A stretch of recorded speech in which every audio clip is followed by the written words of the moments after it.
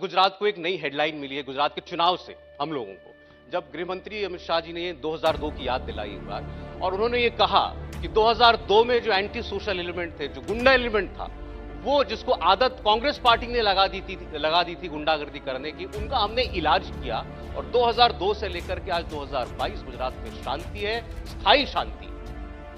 नहीं, सबसे पहली बात तो यह है कि अच्छी बात है कि आपको हमसे हेडलाइन नहीं मिली। आप तो रोज देते हैं। देश के होम मिनिस्टर से आप हेडलाइन मिली। अफसोस की बात यह है कि वो 2002 के दंगों को जो सारी देश सारी दुनिया एक जेनोसाइड के तौर पर जानती है, जहां पर गोधरा के वाक़े के बाद हज़ारों लोग अपने ही देश में, अपने ही प्रदेश में रिफ्यूजी बन गए, कई मुस्लिम महिलाओं का रेप हुआ, कई लोगों की हत्या हुई जिसमें मुसलमान भी हैं, हिंदू भी हैं। और मैं उस 2002 के दंगों के बाद शालम रिफ्यूजी कैंप में अपनी पार्टी की तरफ से डॉक्टर्स की टीम को लेकर आया था, तो मैं जानता हूं उसमें क्या क्या तकालीफ हुई, कितने मुसीबतें हुई, कितने लोगों को परेशानी हुई। तो अगर होम मिनिस्टर इस तरह की बात करते हैं तो वो स्टेट वायलेंस को जस्टिफाई कर रहे हैं। अगर वो कह रहे हैं कि सबक सिखाया, तो फिर बिल्किस बानो को रेप करने वालों को क्यों छोड़ा होम मिनिस्टर ने? उसकी बेटी को उसके सामने हत्या की गई, 6 महीने की प्रेग्नेंट बिल्किस का रेप हुआ, उसकी मां का रेप करके हत्या हो गई, तो अमित शाह की मिनिस्ट्री ने छोड़ा उनको। और जो नरोडा पाटिया में 92 मुसलमानों का कन्विक्टेड मर्डरर है, वो बेल पे निकलता है तो मोदी को वोट देने की भीख मांगता है जनता में जाकर।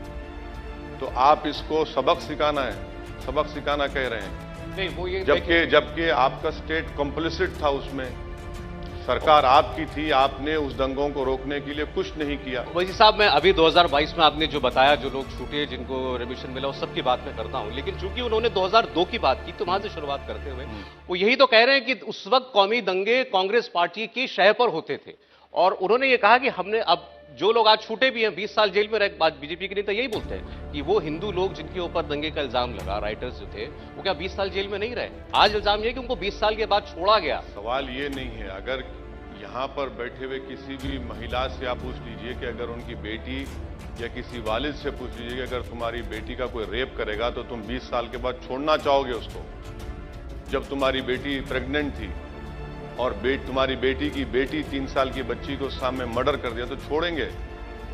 कोई भी राजी नहीं होगा, कोई राजी नहीं होगा इस बारे में। आप कहते हैं कि 20 साल, भाई जिस पे गुजरी होगी, और वही बिल्किस बानो को 18 घर बदलना पड़ा, उसका ट्रायल चला मुंबई में, वहां पे सजा हुई।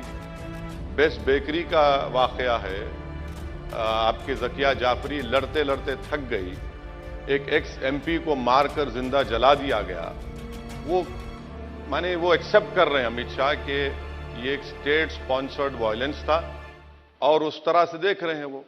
सर, आप तो खुद बैरिस्टर हैं, इसका एक लीगल पहलू है, एक मॉरल पहलू है, नैतिकता की बात है।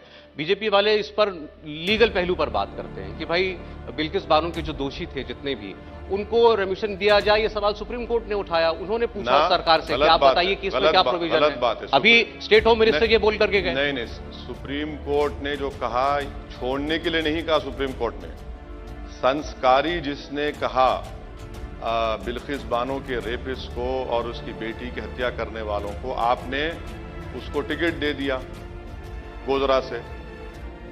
नरोडा पाटिया का जो